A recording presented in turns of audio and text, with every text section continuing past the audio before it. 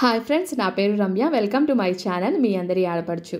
ఈ ఛానల్లో నేను నా డైలీ వ్లాగ్స్ షేర్ చేస్తాను, అలాగే నా డైలీ రొటీన్, నెక్స్ట్ వీటితో పాటుగా క్లీనింగ్ టిప్స్ కూడా అప్పుడప్పుడు షేర్ చేస్తూ ఉంటానండి. మీకు కనుక నచ్చితే మన ఛానల్ని సబ్స్క్రైబ్ చేసుకోండి. నేను బాగున్నానండి. మీరందరూ కూడా ఎలా ఉన్నారో నా కామెంట్ బాక్స్లో షేర్ చేయండి. కొత్త వాళ్ళు ఎవరైనా మన ఛానల్ని విజిట్ చేస్తే మీకు నా వీడియోస్ నచ్చుతున్నాయి అనుకోండి, ఈ వీడియోకి ఒక్క లైక్ చేసి మన ఛానల్ని సబ్స్క్రైబ్ చేసి పక్కనే ఉన్న గంట సింబల్ని క్లిక్ చేస్తే నేను వీడియో పోస్ట్ చేసిన వెంటనే మీకు నోటిఫికేషన్ వస్తుంది, మిస్ అవ్వకుండా చూడొచ్చు. ఓకేనండి, ఇవాళ వీడియో ఏంటంటే మార్నింగ్ లంచ్ బాక్స్ దగ్గర నుంచి మా పిల్లలు స్కూల్కి వెళ్ళిన తర్వాత ఇవాళ ఇంటిని మొత్తం క్లీన్ చేద్దామని అయితే ఫిక్స్ అయ్యానండి. ఆ క్లీనింగ్ బ్లాగ్ కూడా మీకు షేర్ చేస్తున్నాను, అలాగే మంచి మంచి క్లీనింగ్ టిప్స్ కూడా షేర్ చేస్తాను. వీడియోని ఫస్ట్ నుంచి లాస్ట్ వరకు ఎక్కడ స్కిప్ చేయకుండా చూడండి. ఇదైతే ముందు వీడియో కంటిన్యూషన్ అండి. ఆ రోజు నైట్ పాలకూర కడిగి పెట్టేశాను, ఇంకా దోశలకి పప్పు నానబెట్టాను. నెక్స్ట్ మరుసటి రోజు టమాటా చట్నీకి టమాటాలు కూడా శుభ్రంగా కడిగి ఉంచాను కదండి. ఇంకా కౌంటర్ టాప్ అంతా నీట్గా క్లీన్ చేసేసుకున్నాను కదా. ఇక మరుసటి రోజు మార్నింగ్ బ్లాగ్ అండి ఇది. ఇంకా మార్నింగ్ 4:30కి అయితే స్టార్ట్ చేశాను. టమాటా చట్నీ కొంచెం ఎక్కువగానే ప్రిపేర్ చేస్తున్నానండి, ఎందుకంటే సాయంత్రం పూట పిల్లలకి వచ్చిన తర్వాత దోశలు కూడా వేసి పెట్టవచ్చు అని చెప్పేసి కొంచెం ఎక్కువగానే చేస్తున్నాను అనమాట. ఇలా టమాటా చట్నీ చేసుకుని ఫ్రిడ్జ్లో పెట్టుకుంటే ఒక 2 days వరకు ఫ్రెష్గా ఉంటుంది. కుక్కర్లో ఇక్కడ 3 tablespoons వరకు నూనె వేసుకున్నానండి. ఇందులో ఆవాలు, జీలకర్ర, మినపప్పు, కొంచెం మెంతులు వేసి పచ్చిశనగపప్పు, మినపప్పు కూడా వేసి ఫ్రై చేస్తున్నాను. టమాటాలు, పచ్చిమిర్చి ఉడకబెట్టి అది మిక్సీ వేసుకొని తర్వాత తాలింపు పెట్టడం అదొక రకమండి. ఇదొక రకమైన చట్నీ అనమాట. ఈ చట్నీ కూడా టేస్ట్ బాగుంటుందండి. ఇంకా ఒకేసారి తాలింపు పెట్టేసి టమాటాలు మగ్గబెట్టేస్తాం అనమాట. ఇదిగోండి, ఇందులోకి కొంచెం కరివేపాకు, కారానికి తగ్గ పచ్చిమిర్చి వేసి అవి కూడా వేగిన తర్వాత అప్పుడు ఇదిగోండి టమాటాలు ఇలా 4 ముక్కలుగా కట్ చేసి వేసేస్తున్నాను. టమాటాలు వేసేసిన తర్వాత ఇందులోనే రుచికి తగినట్లుగా ఉప్పు వేసుకొని కొంచెం పసుపు కూడా వేసుకోవాలి. పసుపు ప్రతి పచ్చడిలో కూడా వేస్తానండి, అలాగే ఇందులో కూడా వేసానమాట. పసుపు యాంటీబయాటిక్ కదండి, పిల్లలకు కూడా మంచిదే వాడితేనో, అందుకని కొంచెం కలర్ఫుల్గా కూడా ఉంటుందని పసుపు వేసాను. టమాటాలు ఎంత పుల్లగా ఉన్నా కానీ కొంచెం చింతపండు వేస్తేనే టేస్ట్ బాగుంటుందండి, అందుకని ఇదిగోండి చిన్న చింతపండు వేసాను. దాంతోపాటుగా ఒక 4 వెల్లుల్లి రెబ్బలు కూడా వేసేసి కుక్కర్ మూత విజిల్ లేకుండా పెట్టేశానండి. మీడియం ఫ్లేమ్లో కనుక ఒక 10 నిమిషాలు ఉంచితే టమాటాలు చక్కగా మగ్గిపోతాయి అన్నమాట. ఈలోపు అన్నం కూడా రెడీ అయిపోయిందండి. ఇంకా అన్నం కూడా వార్చేసాను. చూడండి, ఒక 15 నిమిషాలకి టమాటాలు ఇలా మగ్గిపోయి ఉంటాయి. కుక్కర్లో ఉదయం పూట వంటలు చాలా ఫాస్ట్గా అయిపోతాయండి. ఇదిగోండి, మూత పెట్టి మగ్గించేసేనా టమాటాలు చక్కగా మగ్గిపోయాయి.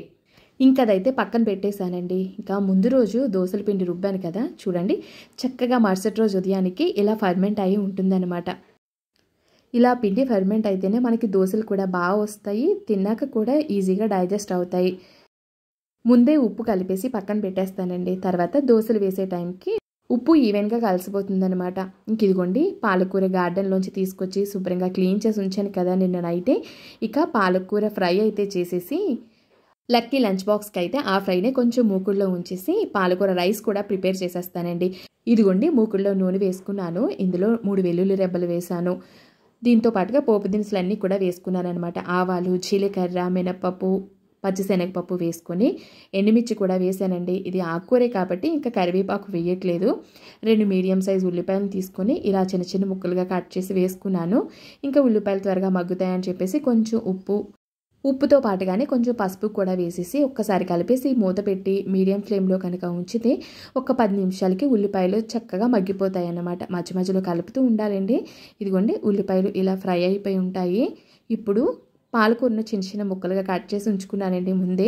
ఆ పాలకూరని మొత్తం వేసేస్తున్నాను. ఆకుకూరలు ఎప్పుడూ కూడా వండక ముందు చూస్తే చాలా ఎక్కువ ఉన్నట్టే కనిపిస్తుంది, కాకపోతే మనం మూకుల్లో వేసేసరికి చూడండి చాలా తక్కువగా అయిపోతుందన్నమాట. అంటే చాలా కొంచెం అవుతుందండి కూర, అందుకని తీసుకొచ్చిన పాలకూరను మొత్తం వేసేసాను. పాలకూర మూకుల్లో వేసిన తర్వాత హైలో పెట్టేసి ఒక్క 2 నిమిషాలు కలిపిన తర్వాత మూత పెట్టి మగ్గిస్తే చాలా త్వరగా మగ్గిపోతుందన్నమాట. పాలకూర కొంచెం తక్కువ ఉంటే బంగాళదుంప పాలకూర కూడా వండుకోవచ్చండి, దాని టేస్ట్ కూడా చాలా బాగుంటుంది. ఆల్రెడీ మన గార్డెన్లో పాలకూర ఉంది కదండి, ఇంకా నెక్స్ట్ వీడియోస్లో అది కూడా మీకు షేర్ చేస్తాను. ఇక ఇక్కడైతే లక్కీకి గ్రేప్స్ కూడా లంచ్ బాక్స్లో పెట్టవచ్చు అని చెప్పేసి ద్రాక్ష పళ్ళు కడుగుతున్నాను అనమాట. ఇవి బంచెస్ లాగా వస్తాయి కదండి, ముందు ఆ బంచెస్ని ఫ్లోయింగ్ వాటర్లో బాగా కడిగిన తర్వాత అవి తుంచేసి అందులో కొంచెం సాల్ట్ వేసి ఒక 10 నిమిషాలు నానబెట్టిన తర్వాత కడిగితే పెస్టిసైడ్స్ స్ప్రే చేస్తారు కదండి, ఆ రెసిడ్యూ ఏమన్నా ఉంటే ఈజీగా రిమూవ్ అయిపోతుంది. అందుకని సాల్ట్లో వేసిన తర్వాత ఒక 15 నిమిషాలు ఉంచి అప్పుడు క్లీన్ చేస్తాను. ఇక బాదం పలుకులు అయితే రాత్రే నానబెట్టేస్తానండి. ఇంక లక్కీకి ఒక్కడికే ఒలిచానమాట. బాదం ఎప్పుడు కూడా పిల్లలకి పెట్టేటప్పుడు ఆ పై పొట్టు తీసేసి పెట్టాలండి, అప్పుడే వాళ్ళకి ఈజీగా డైజెస్ట్ అవుతుంది. ఇక తర్వాత ఇదిగోండి పాలకూర చక్కగా మగ్గిపోయింది కదా. ఇంకా తర్వాత కారం మాత్రం కొంచెమే వేస్తానండి, ఎందుకంటే ఎండుమిర్చి వేసాను కదా. కొంచెం కారం, కొంచెం ధనియాలు జీలకర్ర పొడి వేసాను. ఇంకా తర్వాత రుచికి తగినంత ఉప్పు వేసి 1 నిమిషం హై ఫ్లేమ్ మీద కలిపేస్తే పాలకూర ఫ్రై రెడీ అయిపోతుంది. ముందు రైస్ వార్చేసాను కదండి, వార్చిన రైస్ దించిన తర్వాత కొంచెం రైస్ తీసి చల్లారబెట్టేశానండి. ఎందుకంటే ఇలా లంచ్ బాక్సెస్లో పెట్టే కన్నా కొంచెం ఇందులోనే రైస్ వేసి కలిపేసి పెట్టామనుకోండి, మధ్యాహ్నం వాళ్ళు తినేటప్పటికి బాగుంటుందన్నమాట.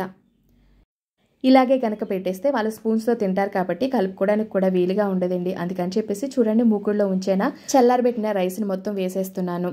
ముందే రైస్ చల్లారబెడితే ఏమవుతుందంటే రైస్ ప్రిపేర్ చేసేసిన తర్వాత ముద్దలా కాకుండా పొడి పొడిగా ఉంటుందండి. చూడండి రైస్ వేసిన తర్వాత మొత్తం కలుపుతున్నాను. సగం కలిపిన తర్వాత మళ్ళీ కొంచెం వేసేసి అప్పుడు కలిపానండి, అప్పుడు టేస్ట్ బాగుంటుంది.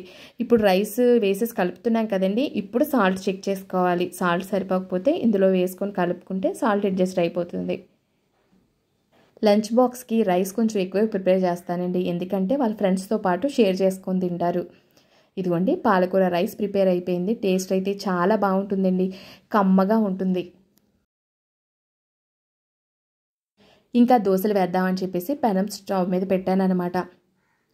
ఇంకా చూడండి గ్రేప్స్ కూడా కడిగేసాను, అవైతే బాక్స్లో పెట్టేశాను. ఇంకా తర్వాత ముందు రోజునైతే పెరుగు కూడా తోడు పెట్టానండి. పెరుగు చూడండి గడ్డలాగా ఇలా తోడుకుంది కదా.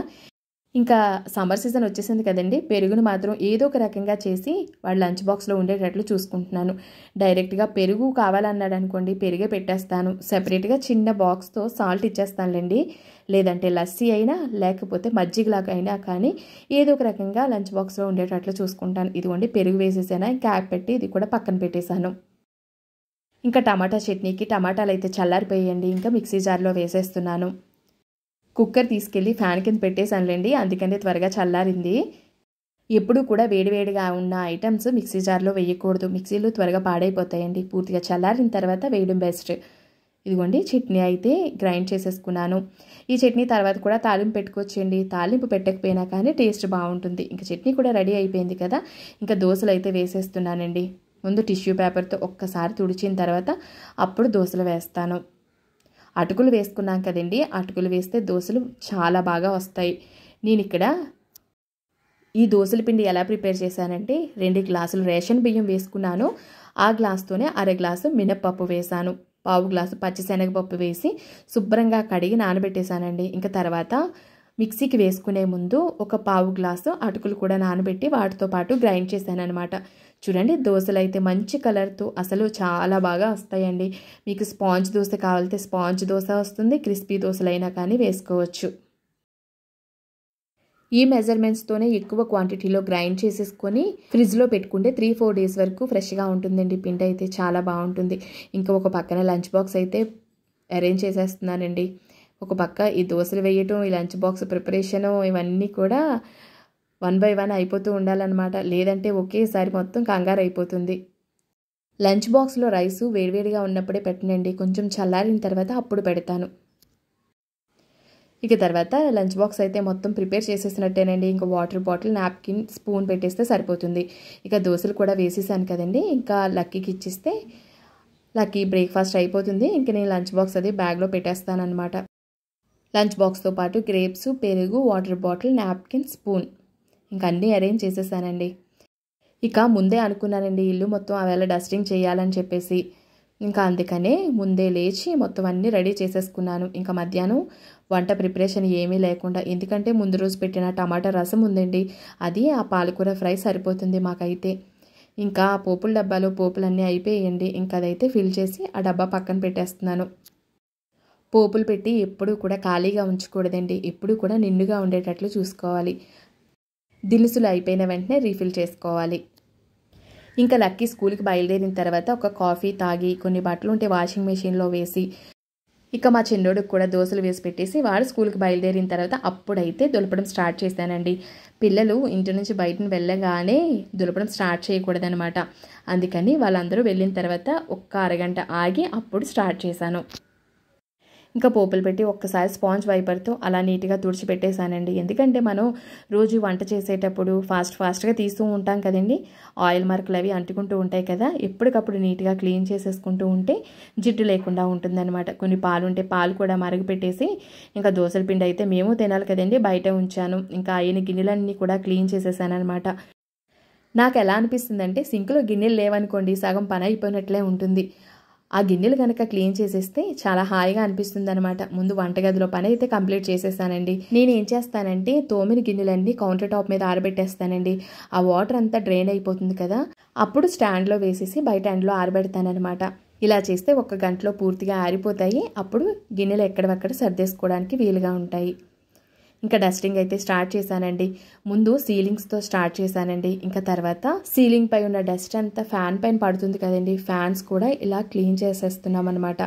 ముందు బ్రష్తో క్లీన్ చేసేసిన తర్వాత డ్రై క్లాత్ పెట్టి ఒక్కసారి తుడిచిన తర్వాత అప్పుడు వెట్ క్లాత్ పైన కోలిన్ పెట్టి తుడిస్తే ఫ్యాన్స్ ఇప్పుడు నీట్గా ఉంటాయి. ముందు సీలింగ్స్ క్లీన్ చేసిన తర్వాత అప్పుడు ఫ్యాన్స్ క్లీన్ చేస్తానండి. ఒక్కొక్క రూము క్లీన్ చేసుకుంటూ వెళ్తానమాట. ముందు డైనింగ్ హాల్ కంప్లీట్ అయిపోయిన తర్వాత ఇదిగోండి మాస్టర్ బెడ్రూమ్లోకి అయితే వచ్చాను.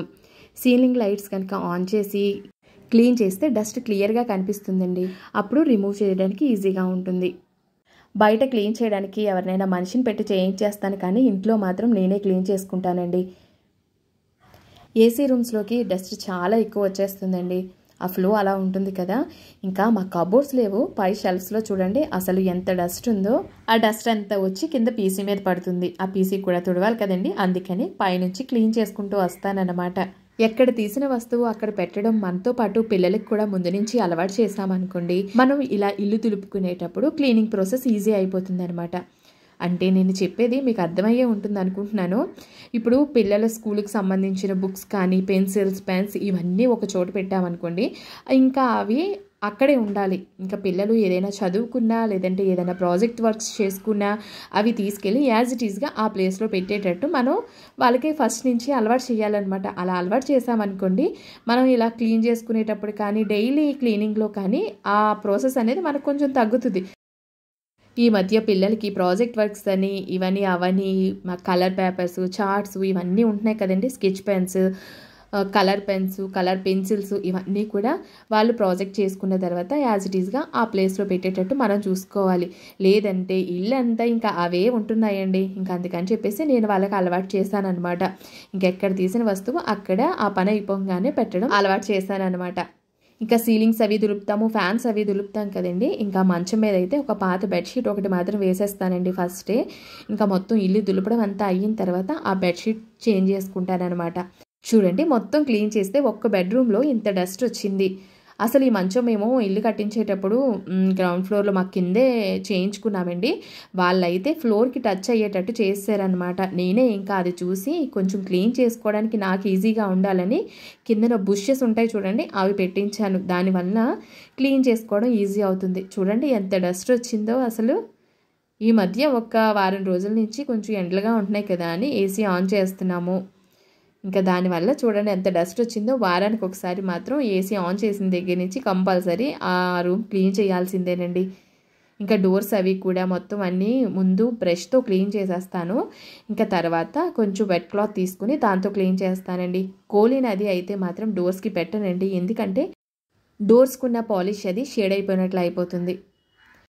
ఇంకా డ్రెస్సింగ్ టేబుల్ కూడా నీట్గా క్లీన్ చేసేసుకుంటున్నానండి. ముందైతే పొడి క్లాత్తో తుడిచేస్తాను, తర్వాత వేరే క్లాత్ తీసుకొని కొంచెం తడి చేసి ఆ క్లాత్తో తుడుస్తాను, అంతేనండి.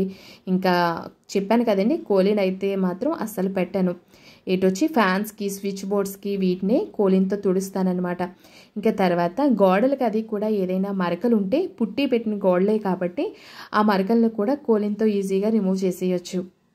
ఆవేళ ఇల్లంతా క్లీన్ చేశానండి. కాకపోతే మీకు అక్కడక్కడ తీసిన కొన్ని క్లిప్పింగ్స్ మాత్రమే షేర్ చేస్తున్నాను. ఎందుకంటే వీడియో లెంత్ ఎక్కువైపోతుంది కదండి, అందుకని చెప్పేసి.